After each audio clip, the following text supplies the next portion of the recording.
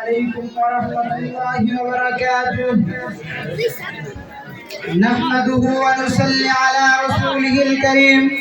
أما بعد، فقد قال الله عز وجل في كلامه المجيد والفرقانه الحميد: أعوذ بالله من الشيطان الرجيم. بسم الله الرحمن الرحيم. والسارق والسارقة فاقطعوا أيديهما جزاء بما كسبا نكالا من الله. وقال رسول الله صلى الله عليه وسلم: اذرعوا الحدود ما استطعتم، أو كما قال عليه الصلاة والسلام. অধ্যকার সহকারী ছাত্র কলেজের কর্তৃক আয়োজিত বাৎসরিক সেমিনারের সম্মানিত সভাপতি, সুদক্ষ পরিচালক এবং বিজ্ঞ বিচারক মণ্ডলী ও আমার সামনে উপবিষ্ট বাংলার প্রত্যন্ত অঞ্চল হতে আগত পিপাসায় পিপাসিত আশিকে রাসূল ছাত্র ভাইরা, সকলকে জানাই আন্তরিক মোবারকবাদ। আজকের আলোচ্য বিষয় সম্পর্কে আপনারা ভালোভাবে অবগত আছেন, আর তা হলো রাষ্ট্র পরিচালনায় রাসূল সাল্লাল্লাহু আলাইহি ওয়াসাল্লামের আদর্শ। আল্লাহ পাক রব্বুল আলামিন তৌফিক দান করলে এই বিষয়ে কিঞ্চিত আলোচনা করব ইনশাআল্লাহ। মুহতারাম হাজিরিন, আজ থেকে প্রায় 1450 বছর পূর্বে যখন এই পৃথিবী আইয়ামে জাহিল তথা মূর্খতার যুগে পরিণত হয়ে গিয়েছিল, যে যুগের মানুষ ছিল কিন্তু ছিল না কোনো মানবতা, যে যুগের মানুষরা চুরি বাটপারি চিন্তা এগুলোকে নিজেদের পেশা বানিয়ে নিয়েছিল, যে সমাজে কন্যা সন্তান জন্মগ্রহণ করাকে তারা নিজেদের জন্য অশুভলক্ষণ মনে করত, এমন এক অন্ধকার যুগের মধ্যে আরব ভূখণ্ডে আবির্ভূত হলেন আখিরি জামানার আখিরি পয়গম্বর রাহমাতাল লিল আলামিন সাইয়্যিদুল মুরসালিন খাতামুন নবিয়্যিন মুহাম্মদুর রাসূলুল্লাহ সাল্লাল্লাহু আলাইহি ওয়াসাল্লাম। মুহাম্মদুর রাসূলুল্লাহ সাল্লাল্লাহু আলাইহি ওয়াসাল্লাম তিনি শুধু একজন নবী এবং রাসূল ছিলেন তাই নন, বরং তিনি হলেন ব্যক্তিগত জীবনে উত্তম চরিত্রের অধিকারী একজন মহান মানুষ এবং পারিবারিক জীবনে আদর্শ স্বামী, স্নেহপরায়ণ পিতা, সামাজিক জীবনে পরোপকারী, প্রতিবেশীদের হক আদায়কারী, অতিথি সেবায় নিবেদিত প্রাণ মহান ব্যক্তি, রাষ্ট্রীয় জীবনে সর্বকালের সর্বশ্রেষ্ঠ মহান রাষ্ট্রনায়ক, মোট কথা মানবীয় জীবনের উত্তম গুণাবলীর পূর্ণ আধার ছিলেন আমাদের রাসূল মুহাম্মদুর রাসূলুল্লাহ সাল্লাল্লাহু আলাইহি ওয়াসাল্লাম।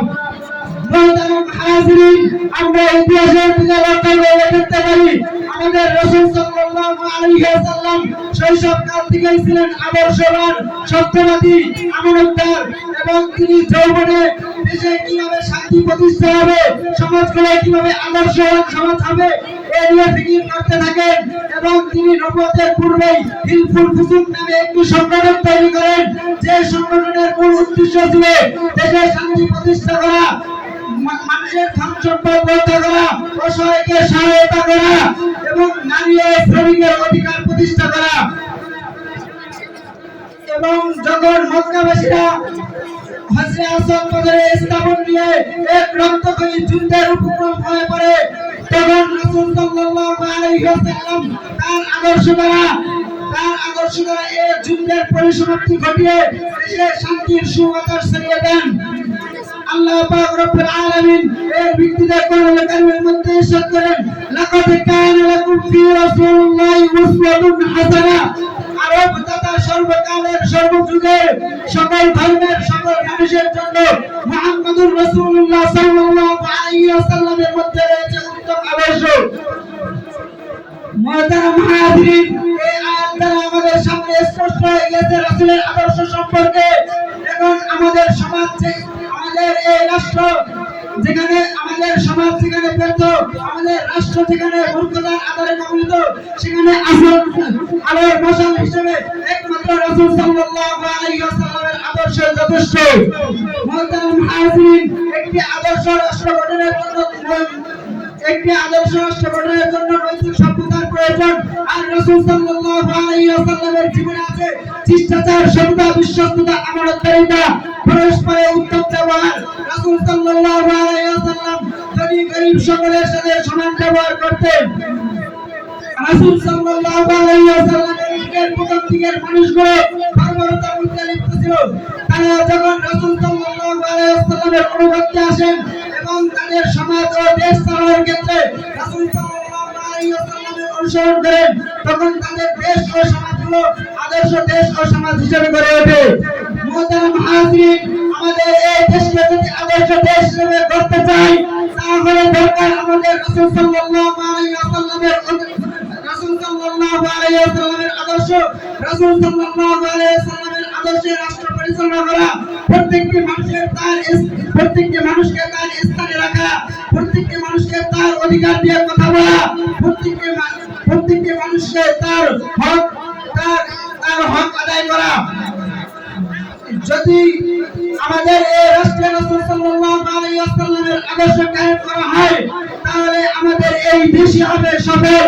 আমাদের এই দেশে আমি পরিষ্কার বলতে চাই, আমাদের এই দেশে যদি রাসূল সাল্লাল্লাহু আলাইহি ওয়াসাল্লামের আদর্শ কায়েম করার জন্য আবার ওহীদ কায়েম করতে হয়, তাহলে আবার ওহীদ কায়েম করবে, আবার বদর কায়েম করতে হয়, তাহলে আবার বদর কায়েম করবে, আবার যদি শাপলা চত্বর কায়েম করতে হয়, আবার শাপলা চত্বর কায়েম করবে। তবে আমাদের এই দেশে রাসূল সাল্লাল্লাহু আলাইহি ওয়াসাল্লামের আদর্শ প্রতিষ্ঠা করেই ছাড়বে ইনশাআল্লাহ। ওয়া মা আলাইনা ইল্লাল বালাগ। নাসরুম মিনাল্লাহি ওয়া ফাতহুন করিম। আসসালামু আলাইকুম ওয়া রাহমাতুল্লাহি ওয়া বারাকাতুহু। মাশাআল্লাহ মাশাআল্লাহ। যখন বক্তারা